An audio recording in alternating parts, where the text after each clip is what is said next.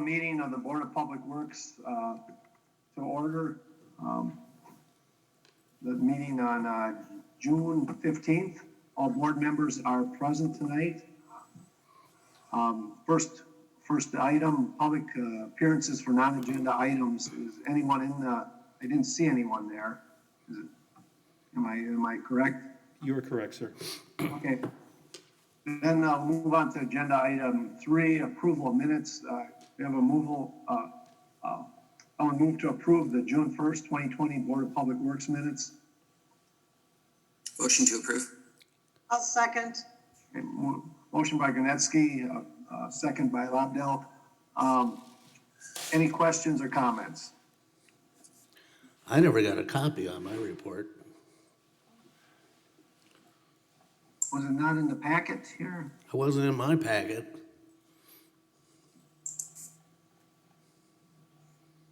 I don't see it in the packet either.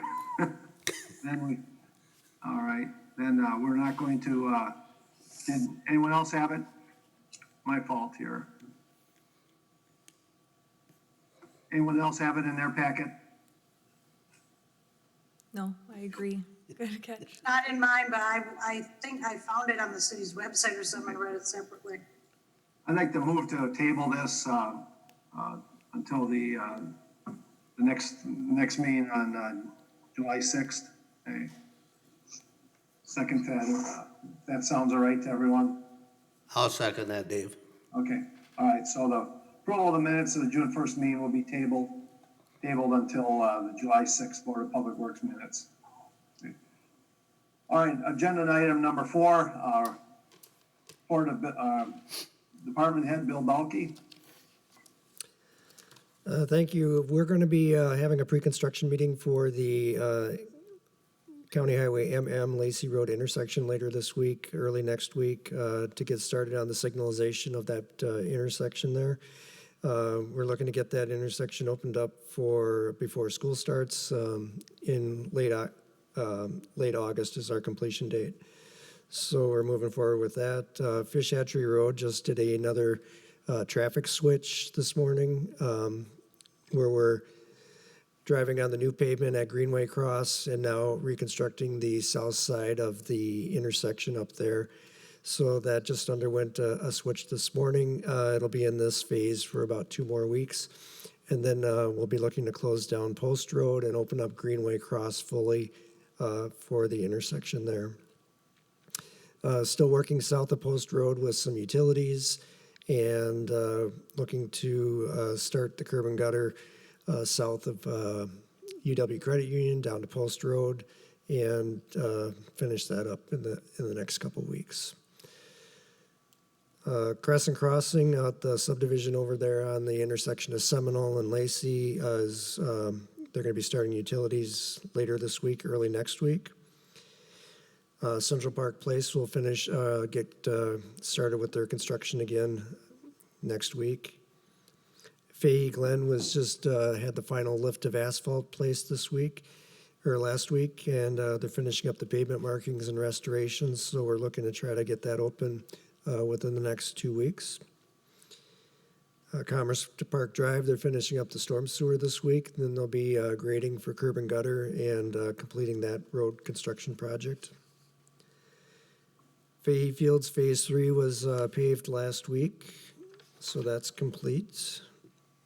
The juice plant or the dairy redevelopment area is looking to start their vertical construction up there starting in the next couple of weeks, beginning of July. So they're finishing up the utilities and stuff down Bowman Drive or Traceway Extended. McKee Road just underwent a couple traffic switches over there. And we're going to be in this phase for the next month, 6 to 8 weeks in that range, so that we can start building on the south side of the road between Commerce and Seminole. And then they're building on the north side of the road between Commerce and Fitchburg. So they're moving forward with that construction up there. Lake Barney study. We had a user group meeting last week and discussed the issues going forward with that. So We are making some progress with that, identifying wetlands and the impacts in upstream and downstream watersheds and things like that. So we're moving forward with that. The Sub-Zero Stoner Prairie Stormwater Plan also had a meeting on that, and that was the one where the emergency pumping plan was approved, where we're going and getting some soil borings and well installation in those areas so that we can monitor the groundwater levels. And the Goose Lake study, we're getting ready to send out notifications for our first informational meeting for that study. We've identified the group of people to be invited to the meeting. We have not set an actual date on it yet. It's going to be the first part of July, I believe, or the last part of June, depending on schedules. But when I get that information, I'll be sure to post that on our website and send out a notice to everyone if they're interested in attending. A few other projects we got going on. The Northeast Water Main construction project is going out for bids today. And we're looking to open up bids last part of June and starting construction on that beginning of July. The resurfacing project is going out for bids on June 23rd. From there, we will be holding a pre-construction meeting and going out for, or conducting the construction probably the mid part of July. So quite a few projects we got going on in the city, and we're trying to figure out what the reopening of parks is going to look like from a service perspective and our level of cleaning and things like that. So from an operations standpoint, it's going to be a change to how we do business and how we're going to protect the public. Thank you, Bill. It's a very, I don't recall too many times where we had a bigger list of projects going on at one time. Any questions for Bill? I had one. It looked like there was a kind of a device on a Bobcat that was kind of doing some grading on the hill on the Badger Prairie Trail where it crosses McKee. Are they prepping for the bridge over the top, the bicycle bridge there, Bill? Is that what maybe is going on there? That could be. We are starting the construction of that. They have the piles installed. They've got the walls, wall panels available to be installed real soon. So on the south side of the road there, they are going to start the construction of that bridge this week. So we'll start seeing things go up. All right. Thank you. So that would move us to the agenda items. We would like to, if everyone agrees, we'd like to move resolution 5B, approval of SuperNet fiber license agreement to first on the agenda. Does anyone have any objections to that? Okay. Hearing none, have someone move to approve resolution R111-20, approval of SuperNet fiber lease agreement. So move, we approve R-11-20. Second. Second. Bill, you want to give us a primer, or is someone is on the call from SuperNet? Is that right? We have our IT director. It looks like he's Okay. in the meeting. Would he like to speak to the matter here initially, or would you? Either one of you, whoever. Bill, it's up to you. Do you want to take it or would you like me to? I can give a quick summary, and if there's other things to add, you can pop in. Okay, sounds good. All right. As part of the Fish Hatchery Road construction project, we had an additional conduit installed that was going to be a spare conduit for any future use. We've had 3 total conduits installed up there. One is going to be for our traffic signals. Another one is going to be for street lighting, and the other one is going to be for a spare that we have up there. And what we've done, Matt has gone out and talked to SuperNet, who would like to lease or would like to pull some of their fiber through the spare conduit that we have up there. And like I said, it's a spare conduit. We were planning on that for either lease or use. And the agreement that Matt has proposed here or with SuperNet was to go ahead and lease or get a few strands of their fiber along that corridor in order to fund or have future access within the city. So what the agreement is to allow us to have that access to that fiber in the future, as long as SuperNet could use the conduit that we installed up there.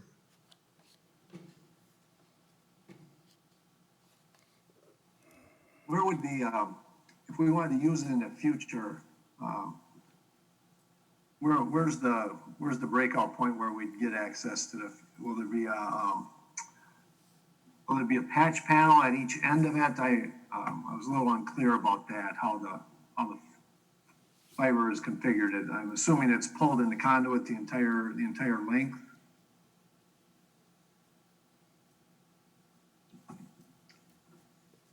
Bill, you want me to answer that? Yes, if you would. Yep, so I believe the plan calls for, and Bill, correct me if I'm wrong, but there were 4 handholds, is that correct, along that route? Yes. So what SuperNet would do is they would run a cable essentially between each of the handholds, which would allow us access at any of those points. Any of those 4 points we could get in and splice in and use it. We don't have any plans for the fiber right now, but we've had similar agreements with other vendors in the past that have paid off over time. And we just have to find that location, that handhole where we can splice into it when we're ready to use it. Will that conduit, will the fiber they put in take up the full fill capacity of the conduit, or could something else be pulled through it? Say another carrier wanted access to that. Yeah, Bill, do you know the size of the conduit? Is it 3-inch? It will be 3 2-inch conduits. So in other locations, we have more than one cable in 3-inch conduits. For example, Lacy Road, we have 2 cables in a 3-inch conduit. So it's very likely you could get another cable in. All right, sounds good. Anyone else have any questions for the IT director and Bill on this? I guess I just had the same question you did, Dave, about if we were limiting our options for future leasing, because I know it does reference that the city would be saving thousands per month in circuit costs potentially, but just are we also potentially losing on leasing options that we could have from someone else who would be interested? Or I know I appreciate the whole 3 2-inch conduits and that there would potentially be more room, but are we limiting ourselves from a better arrangement, or is that even something, I don't know, are these at commonplace? I'm just not very familiar. It's hard for me to answer that. In the past, historically, we have not leased out conduit to other people. We've made these agreements where we provide them access to our conduit and they provide us with access to their cables.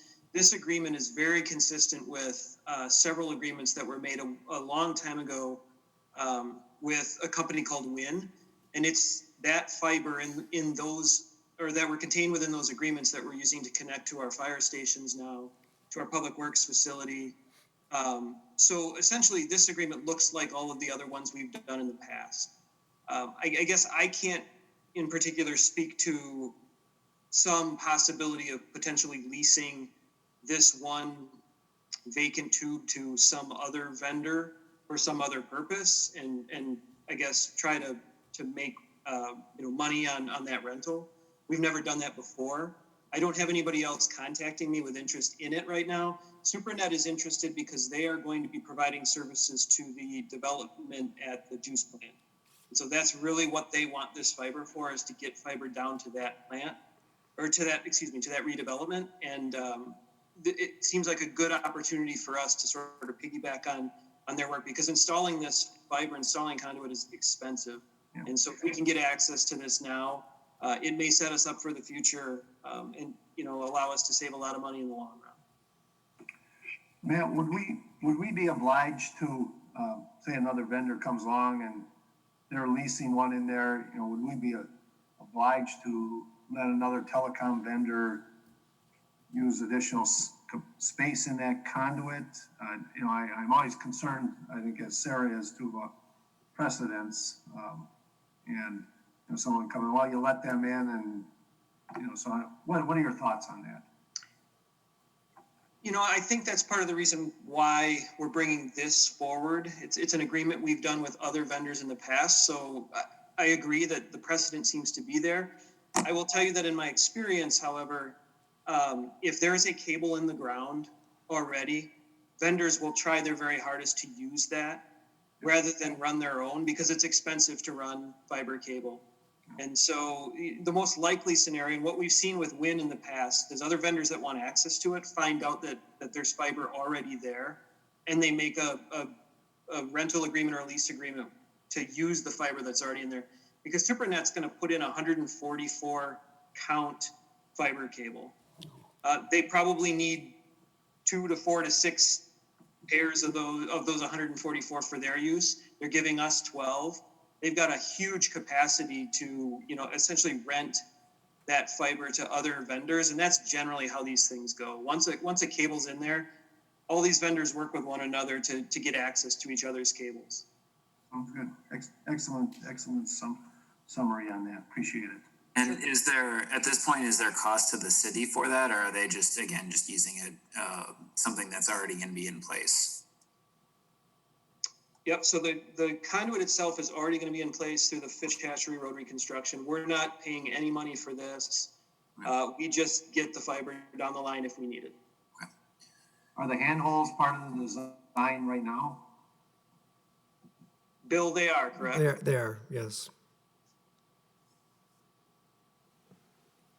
Do you have any estimate as to when we potentially would be using the fiber? I mean, is that difficult to predict? I don't know of any need or use for this fiber at this time. We don't have any city facilities up in that area that we would be using this fiber for. But having said that, that was true of those wind agreements that I spoke about previously. Those agreements were in place long before the 2 fire stations were built. The former public works director, Paul Woodard, was the one responsible for those agreements, and he kind of strategically asked for access in particular locations, knowing that these buildings were on the horizon at some point in the future. And that's why we can take advantage of them today. That's why we have fiber to those 2 fire stations. And that's the thousands of dollars a month that we're saving in connectivity costs. We don't have anything that I'm aware of planned for that Hatchery Road corridor right now. But to me, it's worthwhile to have it available to us because we just don't know what's going to happen. We may need it at some point. Well, there still is capacity in it too. You know, it's not like it can't be used for anything else. Yes, absolutely. I actually think it's a pretty good idea also because it's like to have some fiber in there, like you said, if anybody other wants to come in, they make arrangements with SuperNet. And it's a lot easier to have the whole thing done when you're doing the street construction and you have the empty conduit there at the same time. So I do think that there is potential that other people will probably use it. And we don't know what the redevelopment is going to be along Hatchery Road. And the time to do it for them to put the fiber in, it's a lot more cost effective and a lot more efficient and less disruptive to do it at this point in time. So I don't really think, in my opinion, that we're really precluding other uses for that. Like you said, there is some space in there, but with the fact that other people make negotiating agreements with somebody that already has fiber in there, you know, opens up other possibilities too. Bill, one more question for you about it. Would it be worthwhile requesting that they leave a pole, called a pull string or whatever, in the conduit after they get theirs through? So that if, you know, we had to pull something through or someone else, that would be there already. You know, sometimes it's problematic trying to get something back through, and this would pretty much assure if something else came in, they could get it pulled through. Bill, was that a question for you or me? I'm sorry. Up or Bill, or either one of you, Bill or Matt. Yeah, it can be, once SuperNet pulls their cable through, we can put that as a requirement. Okay.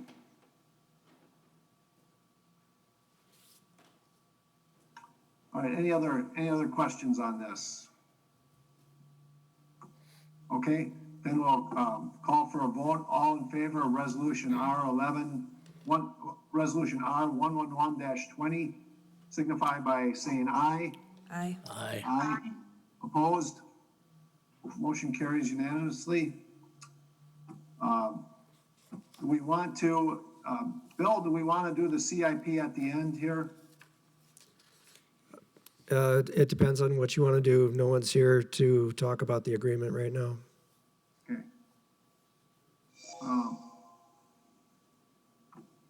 Well, let's stay with the agenda here then. We'll do the CIP next here. So, I have a motion to approve resolution R-106-20, adopting the 2021 to 2030 capital improvement plan. I'll make a motion to approve the proposed capital improvement plan. We have a second? Hey, Dave, real quick before we hop on to the second on this one, did we approve the last resolution? Yes. Okay, sorry if I missed that. I'm sorry, Michael, yeah. I'll second the motion. Okay, second by Lobdell. All right. Bill, hopefully you were taking care of your throat today. We'll see. So the first project that we have in our, Years, and, I guess we'll probably stop you at, if we have specific questions rather than waiting till the end, otherwise I think things kind of get forgotten, if that sounds all right with everyone. all right. The first project that we have in your packet, I hope, is 1699 Buildings and Ground Fleet Vehicle. Is that the one you're seeing? Yes. All right. So this project, we're looking to replace a 2006 Ford F-150 vehicle in 2024. It'll have, 18 years of life experience on it by then. And we're looking to replace it. And then going forward, we would have a replacement fund cost, which is basically 1/10 of the project, or 1/10 of the vehicle operating or replacement cost going forward. The Oak Hall AV project, that's a future project for 2027. The early warning sirens, that's on the horizon.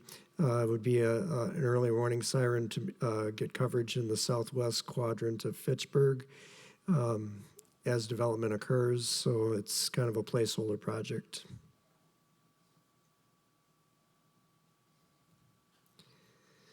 Parking lot resurfacing is an annual annual project that we have where we use this money to fund resurfacing projects of the parking lots around the city. This year, they're going to be doing focusing on the McKee Park and the McGaw Park going forward. Excuse me, Bill, could you just, for the people at home, say what the costs are gonna be? Yes, the cost for those are in 2021 would be $75,197, and then increasing 5% per year for inflation and construction costs. We may not do a single project every single year because we may roll over the project costs or the capital improvement fund from year to year so that we can do a bigger project the following year. So in 2020, we're doing the parking lot by Kids Crossing. And then in 2022, we're doing the parking lot by the main shelter in McKee Farms Park. And then 2025, we're looking to come back here to City Hall to complete a larger portion of the senior center parking lot and the driveway down to that.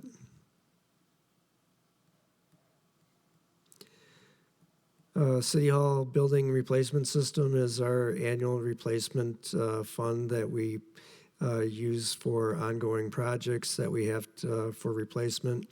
For instance, we're looking at countertop replacements, water softener replacements, roof, curb and gutter repairs, soffit repairs, the air makeup system, fact TV air conditioning. So we've got a number of projects over the next 5 years that we're looking to replace. And again, this is an annual capital replacement cost that we factor in inflation for replacement. We use this fund to purchase or to make those improvements to our facilities. And then, like last year, we had the air conditioning, air handling unit go out, so we needed to replace that. And so the fund balance went down according to that. So we're building the balance and then funding future replacement projects. So, Bill, on this one, this is kind of a sticking spot every year.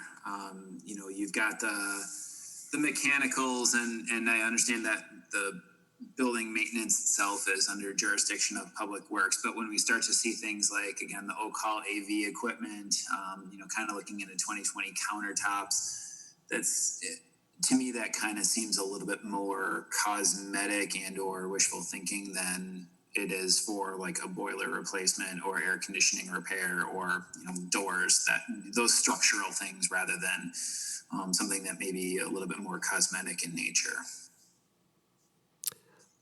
Right, they are part of the buildings. If you look at the whole system as a whole, we have carpeting, we have paint, we have, a lot of different projects that we need to, focus on. So I agree, the mechanical part of things is one thing, and then we've got our day-to-day maintenance items that people use a lot of, like the countertops in the community center or in the senior center. Sees a lot of activity and so, they're in need of replacement, but, it's a priority project that we're looking, to prioritize. So how does this work with the budget? Do you identify specific projects to get a number in here? Or do you have a number that's, the first one is $81,955 for 2021. And if something major were to happen to a mechanical thing, do you have the option of putting some of the cosmetic or aesthetic things on hold because of an unexpected mechanical thing that you would have to do? Or it looks like it's just increases by a certain percentage every year. I'm not sure how that works. Yeah, it's the latter part. Or what we do is we set aside what we think our annual replacement fund would need to be for projects going forward. And if we don't do all of the projects, we do roll that dollar amount over for a major replacement project that needs to happen. A lot of these projects that you see in the list here were all canceled from 2019, 18 and 19 due to some major equipment failures that we had. So, they were due to be done a couple of years ago. And because we had the air conditioner fail and the air handle in the senior center, we needed to replace those. And so we're trying to get back on that schedule to replace those items. If we don't do all the projects, we do roll that dollar amount over from year to year to save up for, a major mechanical failure that might happen.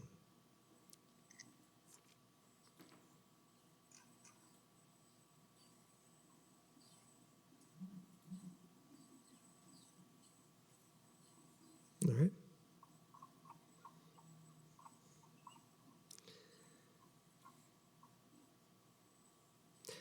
The same goes for Project 6304.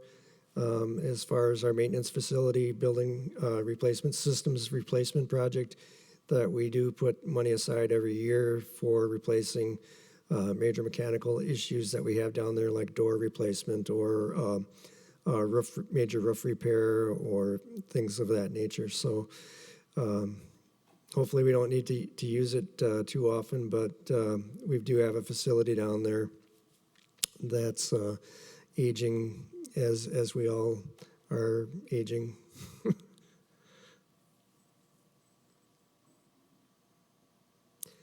The GIS system is our annual or biannual aerial photos that we're looking, and we're looking at doing a new flight in 2023 and 2024 where we do the north half and south half for east and west. I'm not sure which one it is, but doing half a flyover per year so that we have updated aerial information and topographic information.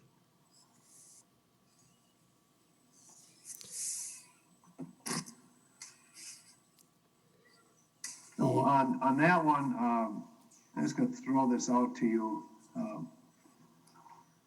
Would a drone be helpful to your department? I'm not advocating putting it in the budget, but would a drone with a camera be of benefit to your department?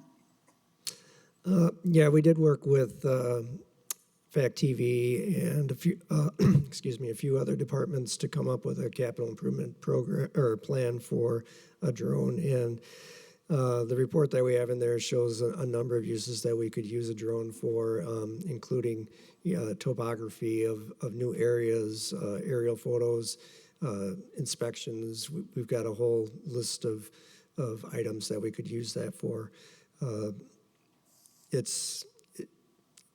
It is in there as a CIP item, but it's to be funded by grant funding. So Okay, if we can come up with a grant, then we can go forward with this.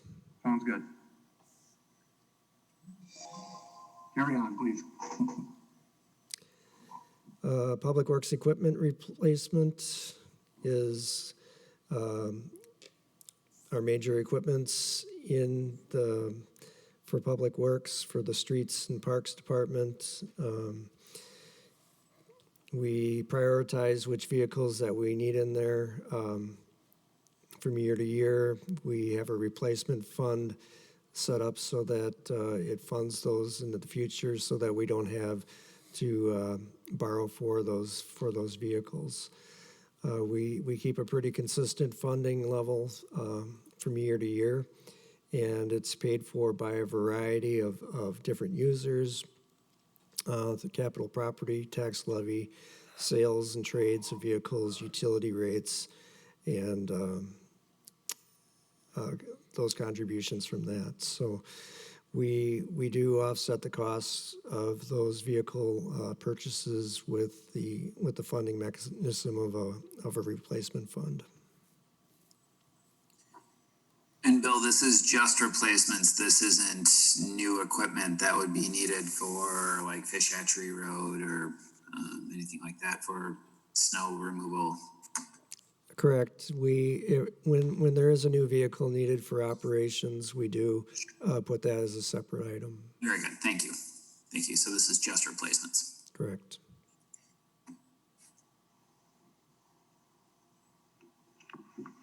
All right. The salt shed replacement or repairs is a new item. It's pretty high priority. The salt shed that we have out there isn't very old, but it is experiencing some deterioration on the main beams that they have inside. And it's looking like the decay is progressing to a point that it's going to fail within the next few years. So we're trying to get some quotes on how we can, make it better to stand up for the next few years.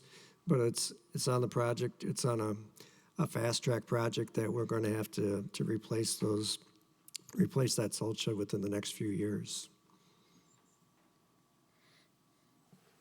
Were you still reaching out to the builder of the salt shed to see if potentially they could accept that it wasn't up to standards? I just remember you saying something about that in finance. Is that still occurring?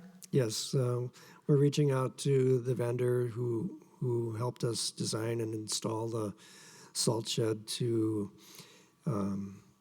to see what they can do about offsetting some of the costs of that, because it should have lasted longer than it did. They've got better designs now than they did, a number of years ago. But we're trying to, recoup some of that cost for that life.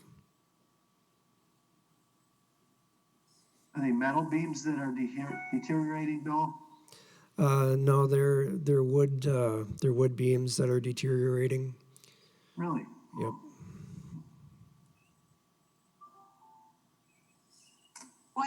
What is the usual lifespan of a salt shed?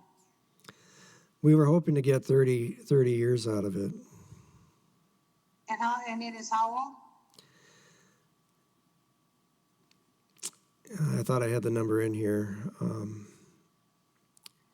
I think it's like 14 years old. One of the reasons I'm asking is, there's so much technology change and potentials for doing things other than salt. I mean, there's a lot of experimental, a lot of creative, a lot of innovative things that they're trying to do for, ice and snow removal and that type of thing. That you hate to put, if you could have gotten another 15 years out of it, the whole technology of what we do to the roads to make them safer for driving winter might be a lot less involving salt, and you might not have to build a whole new $500,000 shed. But at this point in time, you don't know that for sure. But I guess it's just something to keep in mind as technology changes.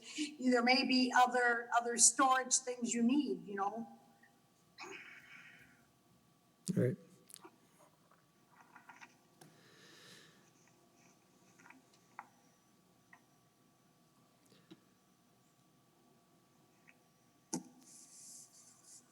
The fleet maintenance equipment is a new high urgent priority project for the lift that we have there. It currently is not functioning at all.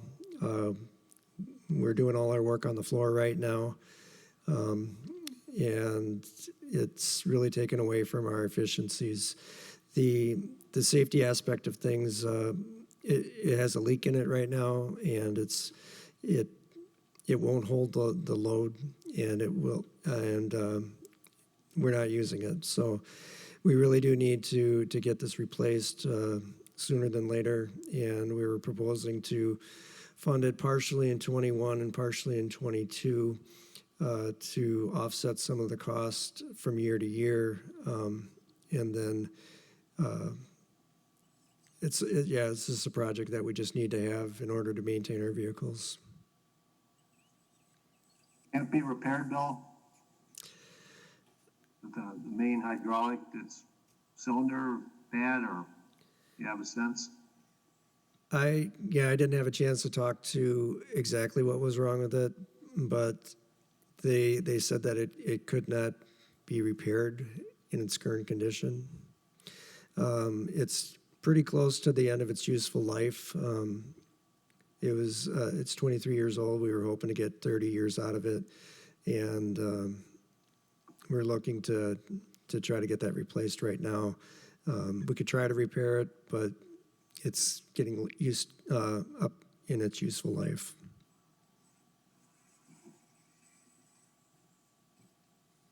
Is there any salvage value in what we got? I would have to look into that. Okay.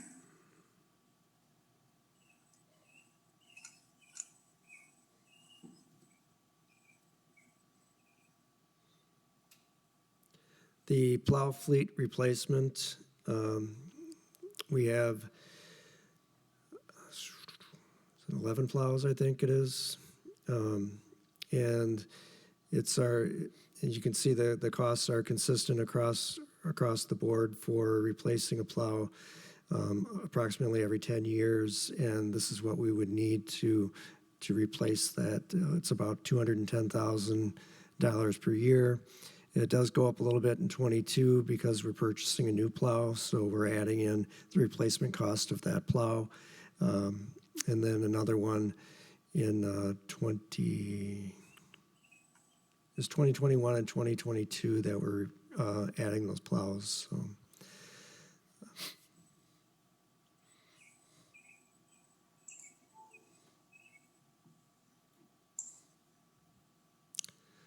So that pretty much takes care of the public works part of things, and then we're going to start moving into some of the utility projects.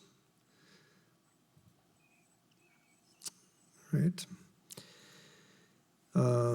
Sign road sign interceptor extension is a placeholder for future development. There's nothing in the next 5 years on that project. Fish Hatchery Road sanitary sewer lining. After we had done the televising of the line, we found that there's several areas of clay pipe that need to be relined. It didn't have to be done at the same time as the road construction. It can be done afterwards. So the utility was able to fund that in 2021. And the sewer rate utility is paying for that. That can be done. They can slide the insert in.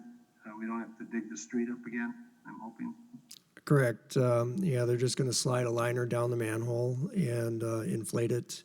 And then it turns into essentially a concrete lining on the old pipe. Stormwater dredging retrofits.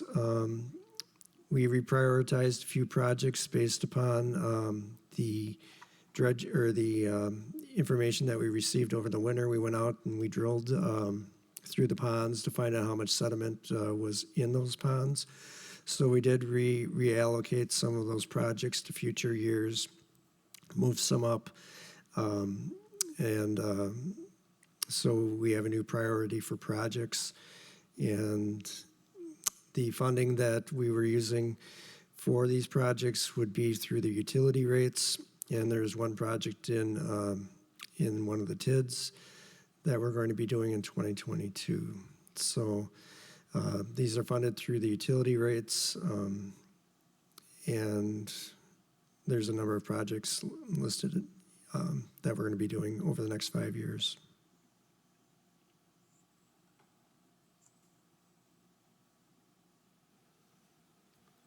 For that one, 2020, is that the Seminole Village Pond, though, that is planned? Am I looking at the right one, right? 2022.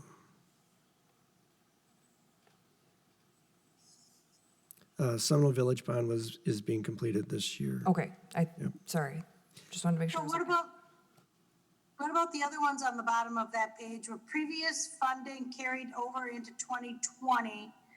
So Burn Pond, Chapel Valley, Triverton Greenway, those have not been done yet, and you're just carrying the money over? Correct. Burn Pond is going to be done this year. Okay, Chapel Valley, partial dredging. I don't have a schedule on that one yet. The Triverton Greenway restoration bioretention facilities, that was planned on being done this year. The Seminole Village Pond is being done this year.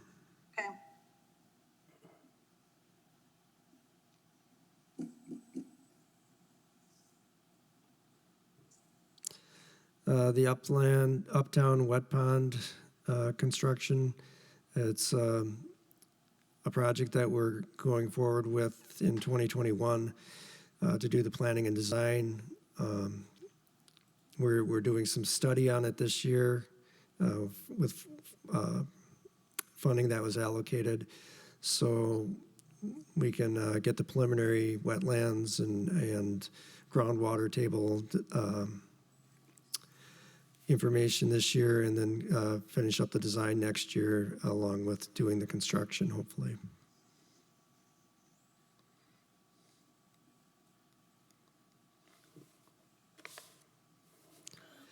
The Traceway Stormwater Reroute is a future project for 2025 and beyond.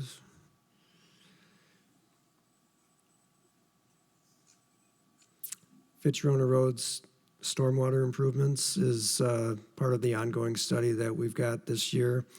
Hopefully with the study that we have, we'll have a better idea of the project completion or projects that we're going to need to do to help alleviate the flooding that happens on Fitchburg Road. So we were planning on doing some of the construction in 2023, which corresponds to the year that the road is being reconstructed. So that's the project that we have in 2023. We're going to be adding some culverts under the road, anticipating we're going to be adding culverts under the road in that project.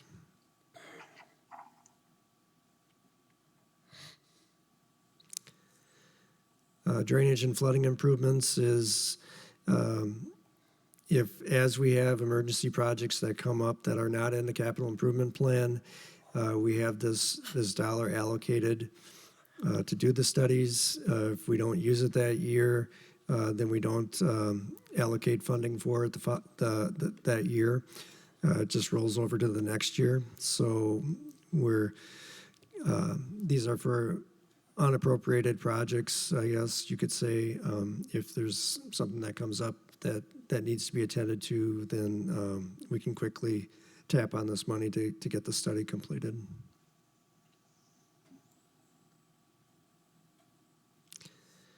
The bike roundabout repairs is a joint project between the city of Madison, Dane County, and the city of Fitchburg. We're dividing up the cost 3 ways for this project. Essentially what's happening is there's a large drainage area that comes down into that bike roundabout area, and it's washing out the path and the abutment for the railroad bridge that goes over there. So we need to figure out where the problem is coming from, how to solve the problem, and then get the construction completed. We've got the study ongoing right now, and we'll be getting the results by the end of the year so that they could complete the design and start the construction next year in that area for any drainage improvements that are needed.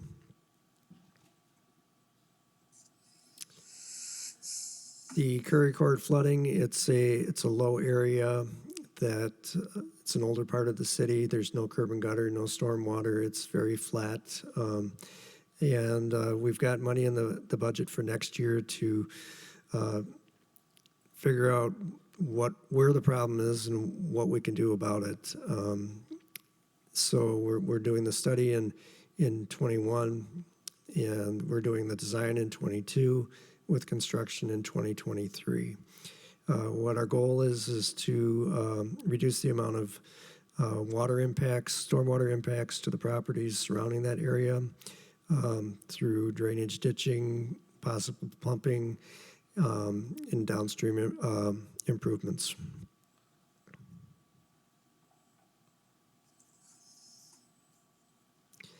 The Lake Barney Watershed study, we are studying the area and it's a approved project,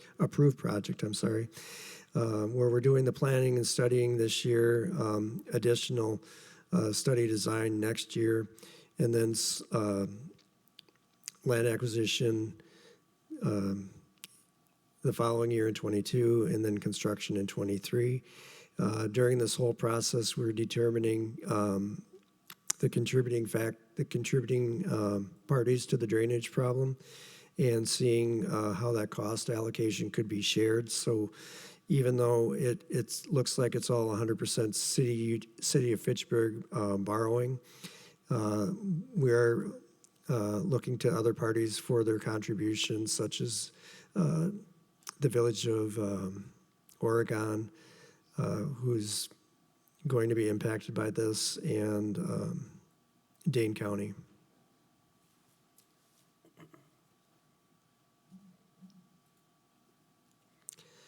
Upsize the Schumann Drive stormwater project.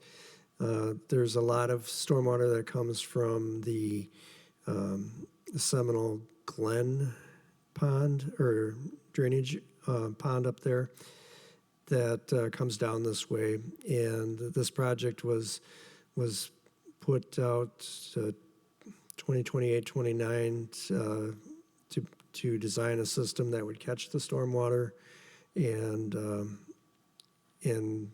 safely convey it to the greenways in that area. The Tmdl modeling is a project where we are currently paying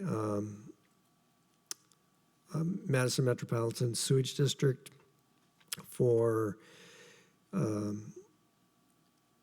reduction in phosphorus loading that we have within the entire watershed of Fitchburg. And MMSD takes that funding and puts it toward projects that would benefit the region, maybe not necessarily in Fitchburg, but it does help us to reduce our phosphorus overall into that drainage basin. So to do this study, we would be able to reduce our costs to MMSD on an annual basis once we find out what the impacts of all the improvements we've made over the years. So we're able to take the private developments and the improvements they've made in their system into the whole city so that we can reduce our overall impacts with phosphorus and sediment loading.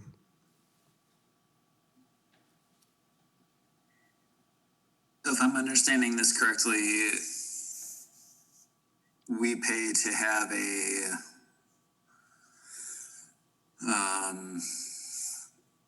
assessment done to reduce things. Is it to reduce the contaminants, phosphoruses, and all that other good stuff? Is it specific to Lake Wingra and Swan Creek? Or is it to like the whole system in general? It would be within Fitchburg, within our Fitchburg drainage area, how we could reduce our sediment and phosphorus within Fitchburg. Currently, as I mentioned, MMSD looks at it from an entire region. So they're looking to reduce their phosphorus levels throughout the entire region, in which the city of Fitchburg buys credits from them to meet our loading limits. Okay. That was the part I was missing. Yep. So if then would the modeling work be done by city staff instead of MMSD? Yes, we would hire a consultant to do the modeling or to build the model for us for the entire watershed of Fitchburg, and then from there we would manage that model going City forward. staff would manage the model after it was built? Yes. Okay. And do we know what the credit reduction would cost? Is this going to be something where we spend $65,000 to do a study and we save $4 a year? No, it would be more significant than that. We pay $115,000 a year to MMSD for our credits. And given the amount of development that we've had in the city over the past 10 years, I feel that we could easily achieve a 40 to 50% reduction in that cost. Okay. And that's an annual cost, so. Would be worthwhile. Bill, it won't, kind of law of unintended consequences. MMSD, for the phosphorus removal and management, relatively modest price. If we had to build our own facility to extract phosphorus, none of us could afford to live in Fitchburg, I don't think. You don't see anything that's just gonna pigeonhole us or get us into, when we end up, something bigger down the road. I'm not very good at anticipating everything, and there's always unanticipated consequences.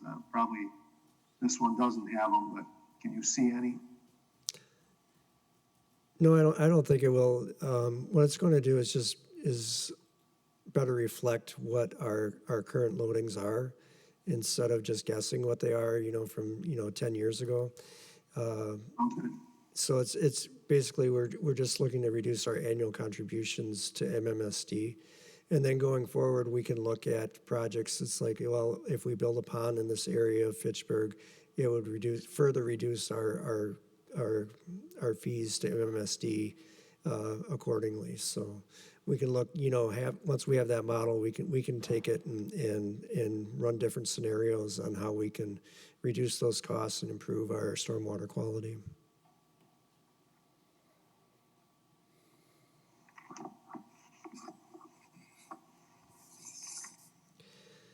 Let's see, we're at 4723 Lacy and Seminole Regional Stormwater.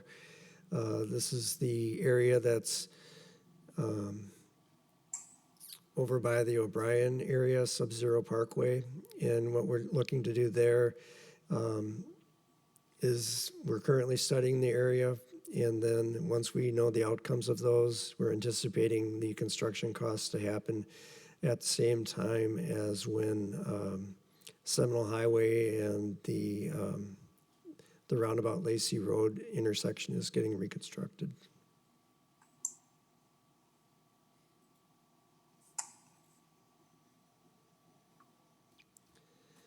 The Lacy Seminole Ponds roads, again, that's a companion project to the one I just mentioned, where we're looking at the storm ponds for those roads themselves. So the previous project is for the overall area, but we're still going to need additional funding for the roads and improvements within that project.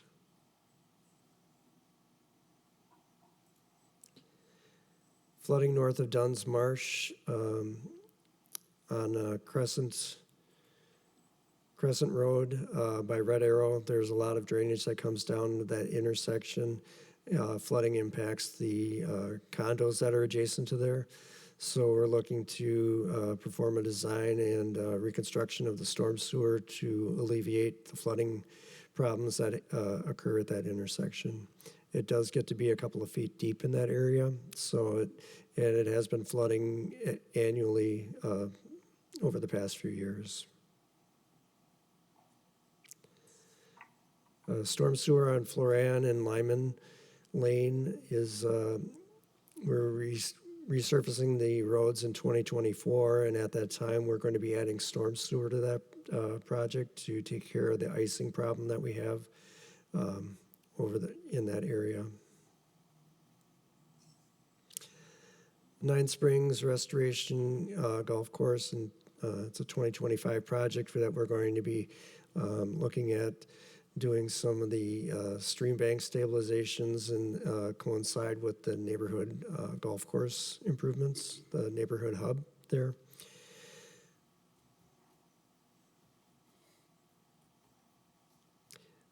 The signalization intersection, we updated the construction year from 2020 to 2021.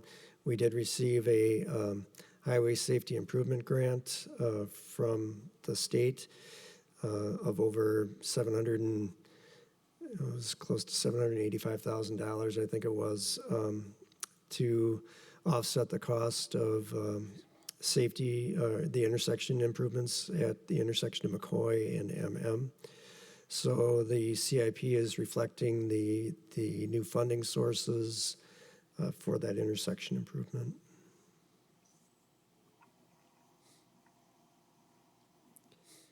The street resurfacing program is a project that we have our annual funding. We prioritize the projects as best we can with the funding we have, and ends up being about $1 million per year to improve our resurfacing our roads.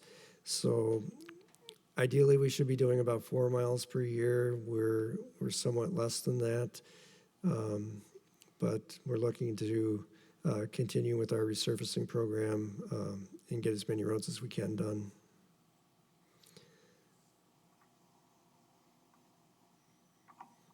And then the map reflects which ones we're doing in 2021 and 22. The Herman Road Realignment Extension is a project, a placeholder project we have in there that would extend Herman Road from the Uptown Crossing development or Uptown development to McCoy Road.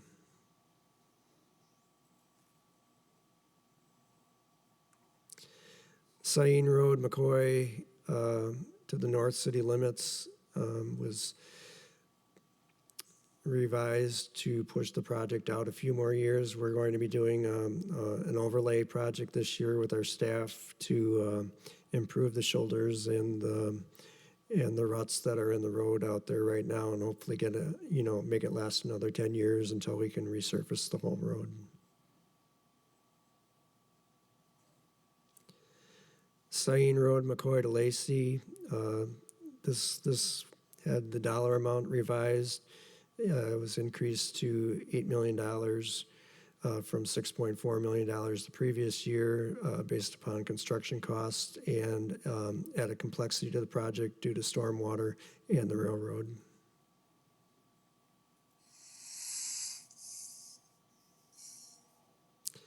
The traffic calming program was incorporated within the resurfacing program, so the funding that used to be $20,000 per year was moved into the resurfacing program.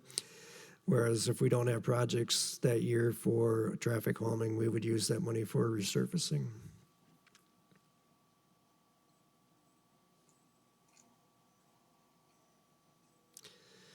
The street lighting project was pushed back another year, just for funding allocation, was my understanding. So the same dollar amounts. We're looking to replace our high pressure sodium lights with LED lights. And so those projects are in there.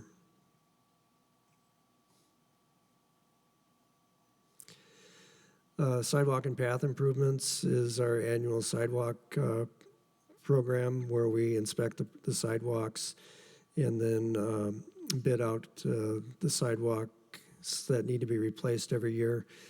Typically, it could run into the $90,000 range, but this year it was quite a bit less.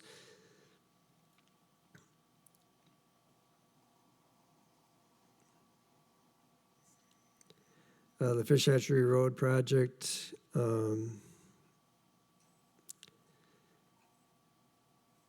this one just has our final year of construction that we were allocating the funding toward. We did have to increase for the construction inspection from 2000. We had anticipated a single year construction. And when we broke the project into two, we had to increase the costs for the construction engineering as well to allocate for an entire year of construction.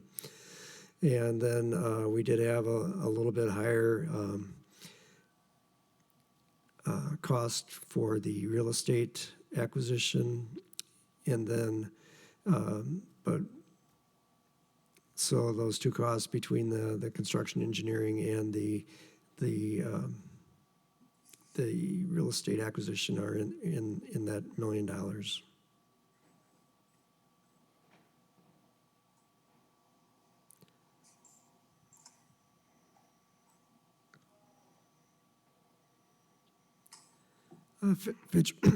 Fitchburg Road, Lacy to Nesbitt is.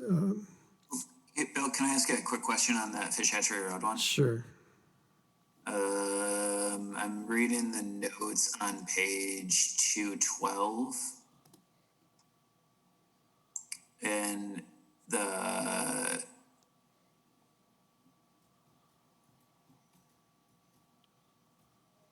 the jurisdictional, and again, just to make sure that I'm all clear on this one, the jurisdictional transfer in 2023, that means that that's solely for snow removal components, correct? That's not for maintenance. Correct. Yeah, the agreement that we have is that the city will plow the roads, but the county will participate in the maintenance of the roadways going into the future. So they will maintain the jurisdiction or the maintenance responsibilities other than snow plowing. Okay. Okay. I just want, it seemed like slightly ambiguous as to what the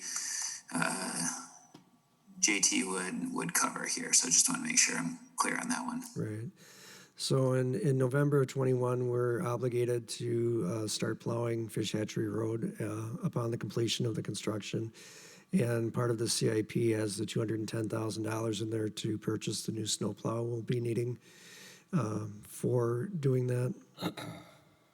And then in 2023, we're not into, there's no other further jurisdictional transfer, correct? That's just, again, just maintenance and just snow removal. Correct. We are only responsible for the snow removal. Okay.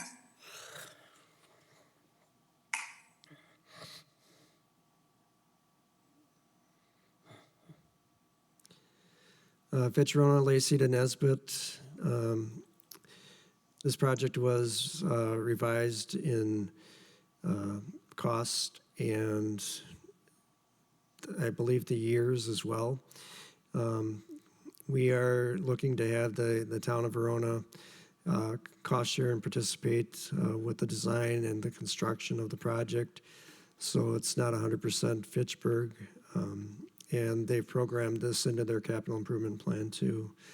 That project is, we're looking to improve it with curb and gutter, stormwater improvements, bike lanes, a off-road path connecting between Lacy Road and the new Nesbit Roundabout.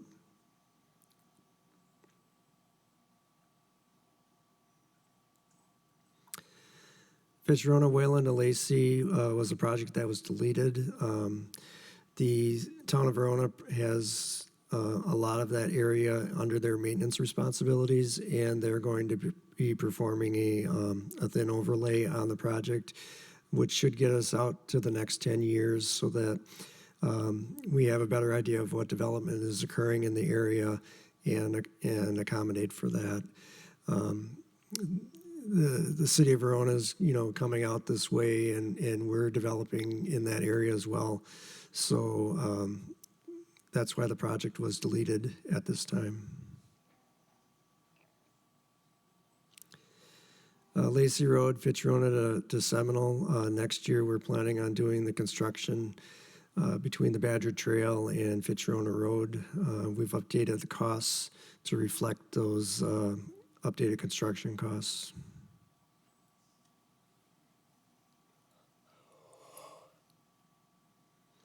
The Lacy East Seminole Revised project. This project was changed to from 2024 to, or maybe it was 2022 to 2025. This was based upon the finance director, the mayor, and the administrator looking at the overall budget and seeing how this impacted the financing, which is mainly from the TID that's out there right now. Given the state of the economy, not knowing exactly how much funding and how much construction is going to happen out there, they felt that pushing the project back a year or two to see how things play out a little bit was the best option at this time.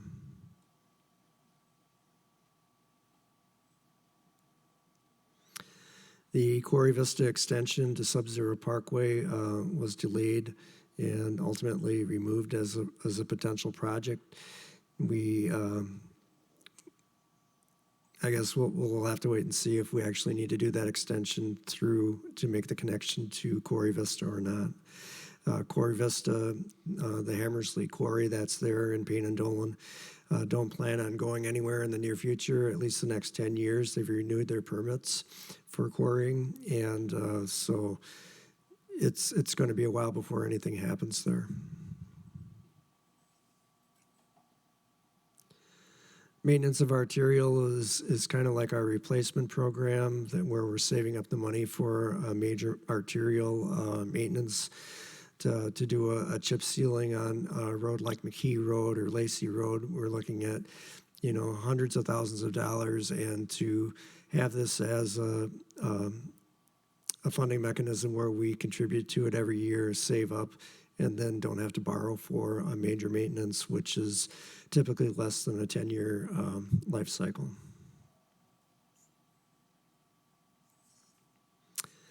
Lacey Road lights and poles is, there's a few lights over on Lacey Road in the Nine Springs or Uptown area out there that don't have lights on them. So we're looking to get those lights installed so that we can complete the construction on them. It was just something that was done as a cost-saving measure in the past, and now we're looking to complete those projects. Are there any safety concerns on this one, or is it just kind of a nice to have, let's finish it up? It is. We've got a lot more development going in out there with the new apartments and commercial development, and what we're going to be seeing is more development to the south of Lacey Road. So we'd like to have all that stuff in place so that we don't disrupt the construction of new development out there.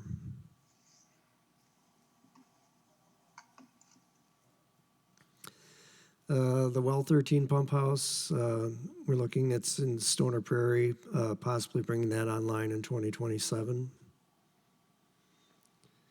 Our SCADA upgrades, it's the computer system that we use to operate our wells and pressure tanks, the pressure zones, and the new lift station that we have, the sewage lift station in Terra Vesa. So every 5 years, we have a pretty major upgrade that needs to be done to upgrade the software, and the next one's in 2024. It's paid for by the utility rates, the water utility rates. The Greenfield Water Main Extension is a project that we're planning on doing next year with the resurfacing of Signalization Road. What it'll do is it'll bring a new water line down into that zone and connect the two together. Currently, the Greenfield area operates on a well system on its own, and if there were ever a major fire hazard or something that happened down there, we wouldn't have a lot of backup for the amount of water and the pressure that we have down there. So getting that down there will be an improvement for the whole system. Will that retire there? Will their wells be retired? I'll check on that. I don't think so. I think it'll supplement the fire protection and flows down there. Okay. Yeah, that was my question. Thanks, Dave. But I'll check on that one for you.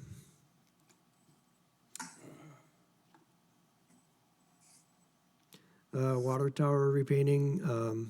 Our water towers are typically repainted every 20 years. So we've got our various water towers on a program so that we don't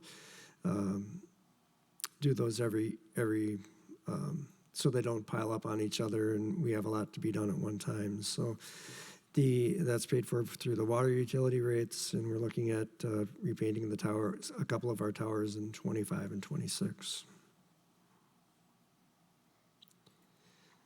Water Tower D is a project that we moved up to 2021 to be constructed. This water tower is one that will be going in primarily for the uptown development. It'll be located to the east of Highway 14 between MM and Highway 14 north of Lacey Road. And this is part of our the overall water study, water planning document that we have for Fitchburg.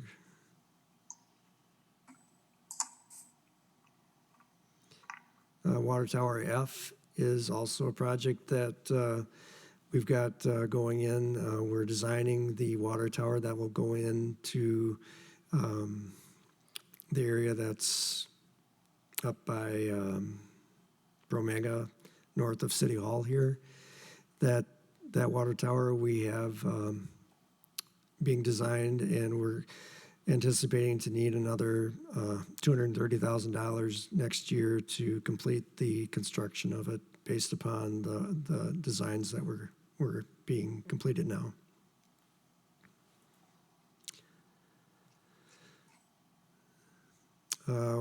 main and oversized services is ongoing placeholder that we reserve money for increasing the size, paying developers back for increased size to our water system.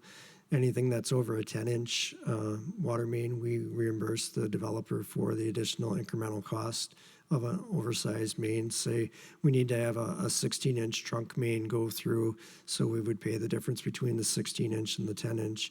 So we just have an ongoing placeholder in the budget every year that we would pay for those additional increased costs that we need for our system.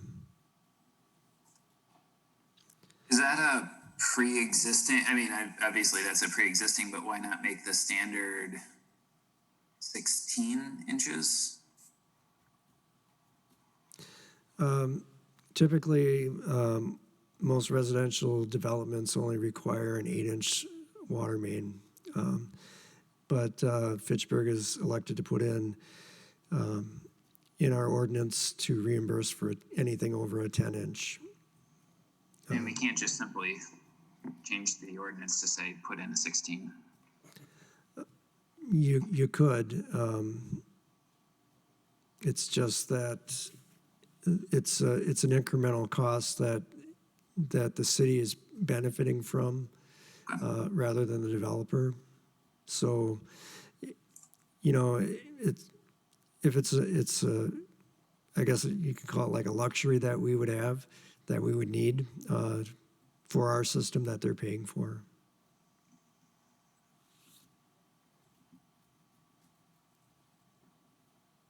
But we're subsidizing anything over 10 inches, is that?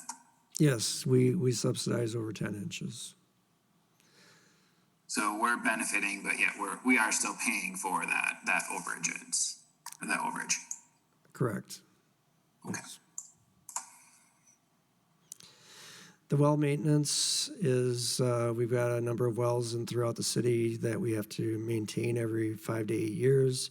So it's pretty expensive, and we've got, when we need to complete those well maintenance programs. So in 2024, we're going to be doing well number 8 and well number 7 as part of our maintenance program coming up, and that's paid for through the water rates.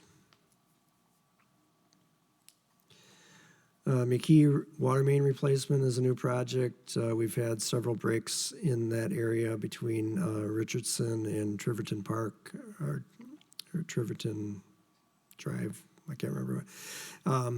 So we've had a lot of, and so what we're looking to do is replace that water main in that area so that we don't have those breaks and our road doesn't keep breaking up.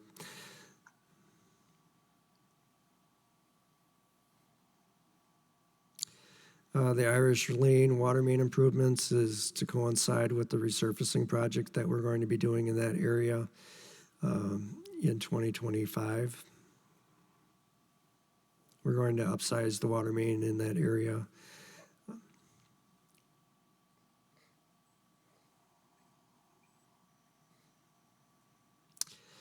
The Tower Hill water main replacements, we've got undersized water main throughout the development, 6-inch. We've got asbestos water main and cast iron water main, which are deteriorating and leaking. So we're looking to upsize those water mains in that area, replace the asbestos with ductile iron, and do that when we're doing the resurfacing projects in that area in 2025.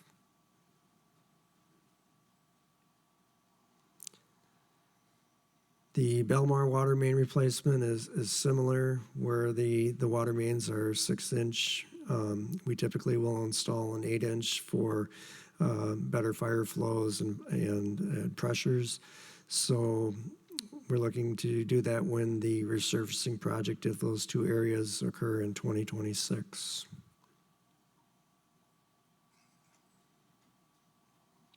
And that's the end of the chapter.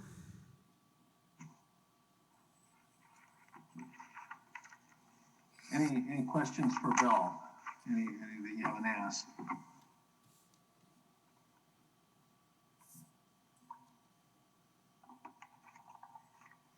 So Well, I'll ask one, and let me frame the question. You know, I'm not an elected official. I'm not on finance, but I work in Fitchburg. My company, the last, 4 months, I can't tell you how many businesses around where my office is have been closed. Somebody never reopened, I have to believe our tax revenue that the city, is going to be substantially down, and we can't. And I'm concerned. I'm looking for anything that we can move out a year or two, to help us get through this without raising taxes on homeowners. I mean, virtually all the businesses within 2.5 blocks of our office over off of Seminole have been closed. Now they're starting to open back up, but I don't think we can ignore that. Is there anything we can move out of this, I guess is all I'm saying, Bill. Or move out. I'm not looking to eliminate anything. Just look to move things out. Hopefully we get, back to a little more sense of normalcy here. Mm-hmm. Hopefully it's not 2 or 3 years, but it's hard to say. I can definitely take that back to the finance director to see how those numbers would play out with different projects. We just don't want them all piling up in 1 year. And I mean, maybe it is we shift everything out, a couple of years and delay things, but there's other things that need to get done too. So I understand what you're asking, and we'll have to see what flexibility there is. You see what we have going on. We have more activity going on in the city now than I think I've ever seen. So, there's bills to be paid, and it usually ends up falling on homeowners. And like I say, this has been a big. This has hit our city hard. The businesses that have been closed, people not working. We have trying to find a way to hold the line here this year and next. Any other comments? What is the process for this? So I can see putting together a capital improvement plan that you feel is necessary, and the funding and the scheduling and that. But has the mayor, at what time do we I know you do the budget like in November-ish, but when you look at the total budget, is that when you decide we have to cut everything by 5% or 10% because we don't want to raise taxes by more than this amount of money, or how does that process work? Yeah, after the capital improvement plan is approved in August, when the overall operating budget is approved in November or under consideration in November, and that's when they have the final numbers for how much revenue is anticipated for the following year and things like that. So at that point in time, that's when they make that decision whether or not to how to balance the budget, I guess. Okay.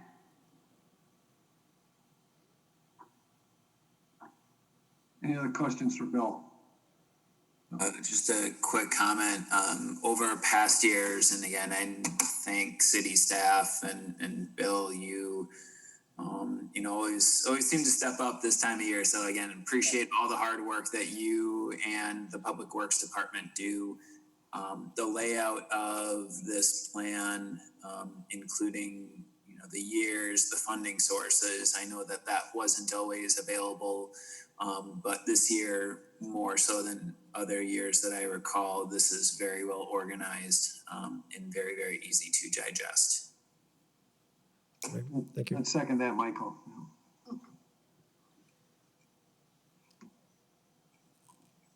All right, are we ready to vote then on the motion? Okay. So before us, we have resolution R-106-20, adopting the 2021 through 2030 capital improvement plan. All in favor, signal aye by saying aye. Aye. Aye. Opposed, say nay. Were there any nays? Okay. Motion, I believe the motion carries. On to resolution R. Before we move on again, Bill, thank you. Thank you. It's hard to go through all that. We appreciate the effort. I know, you get beat up over it, but, we all know that we have to have a plan. You don't have a plan, then you're in chaos. So, thank you. And we appreciate looking at the needs, things that, are broke or are going to break. I think we do a pretty good job in Fitchburg of staying ahead of the curve. All right, resolution R 115-20, a resolution adopting subdivision improvements, certified survey map 14838, the Fahey Glen extension. I have a motion to approve. So moved. Moved by Lovedale, do I have a second? Second. Second by Wilborn. Discussion, Bill? This is a subdivision improvement agreement we have with Promega Corporation for the improvements to Fahey Glen, East Sherrill Parkway associated with that CSM. They're nearing the completion of the project for Fahey Glen, and we're looking to get approval for accepting the improvements for that CSM. And this is all standard. Anything out of the ordinary in this one? No, it's better than out of the ordinary. It's nice. Okay, very good. Again, we've inspected it. It looks up to our standards. Yes. All right. Any other questions? All in favor of resolution R 115-20 signify by saying aye. Aye. Aye. Aye. Opposed, nay. Motion carries. Resolution R 116-20 approving agreement for subdivision improvements in the 5633 Lacy Road certified survey map. I have a motion to approve. I so move we approve resolution R-116-20.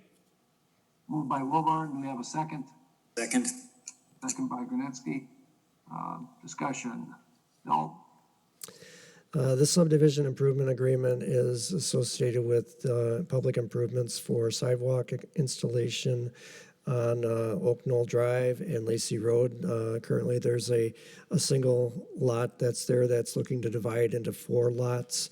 We have all the services and everything in there. We anticipated that. But this improvement agreement specifically is addressing the installation of sidewalk on there. This would extend the sidewalk on Oak Knoll to Lacey Road. Currently, there's a gap in that location, and we're looking to extend the sidewalk on Lacey Road that's adjacent to the proposed platted area as well. The subdivision improvement agreement sets the terms for the installation, design, and acceptance of those improvements there. I have a question for you, Bill. Yes. Who's going to be developing this? It doesn't say on here who's pushing this through or asking for it. Currently, there's a realtor that is purchasing the lot because we don't know if the owner, because the agreement has to be executed by the owner, that might change. So either the current owner or the purchaser will be signing this agreement. Okay, thank you. Any other questions? All right. I'll call the vote. All in favor of resolution R-116-20 signify by saying aye. Aye. Aye. Aye. Opposed? Motion carries. Announcements. Our next board meeting is on July 6th. Is anyone not able to attend? Let us know as soon as possible. And any other announcements, Bill? I guess ideally, if we could push the July meeting to the 13th, that would actually be a better date, given some of the bids and construction that we've got coming in. So if that's a possibility, that would be really nice. If not, we'll shoot for the 6th. It works for me, Bill. What about the other members? It also works for me. Fine with me. All right. I think you heard Bill. 13th sounds good. I have a question. Would you still have one the following week then too? Or would you just consolidate since you're in the middle of those two? It depends on the activity, Bill. Yeah, I'll have to look and see if there's something that needs to be urgently done. We may, yeah, we might postpone the meeting. Okay. Anyone else have anything? Any other announcements? I would entertain a motion to adjourn. Motion to adjourn? Motion by Kaminsky, do we have a second? Second. Second, Schroeder. We stand in adjournment. Thank you, everyone. Thank you.